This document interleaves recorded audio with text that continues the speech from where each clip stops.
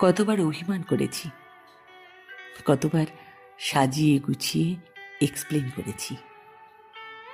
প্রতিবার ভেবেছি হয়তো এবার বুঝবে, কিন্তু না, বরং প্রতিবারই আমার ভাবনার উল্টো হয়েছে। প্রতিবারই আমাকে ভুল প্রমাণিত করেছ, প্রতিবারই আমাকে বুঝিয়েছ আমার অভিমানের কোনো মূল্য নেই তোমার কাছে।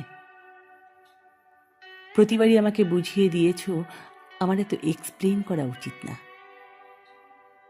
একটা সময় পরে রিয়ালাইজ করলাম মূলত ভুল মানুষের কাছে এক্সপেকটেশনই আমার দুঃখের কারণ।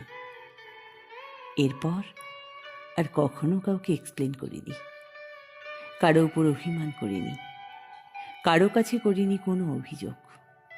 কারণ যার বোঝার না, তাকে হাজার শব্দ দিলেও বুঝবে না। আর যার বোঝার, সে আমার নীরবতাও বুঝে যাবে পুরোটা। যার বোঝার, সে আমার নীরবতাও বুঝে যাবে পুরোটা।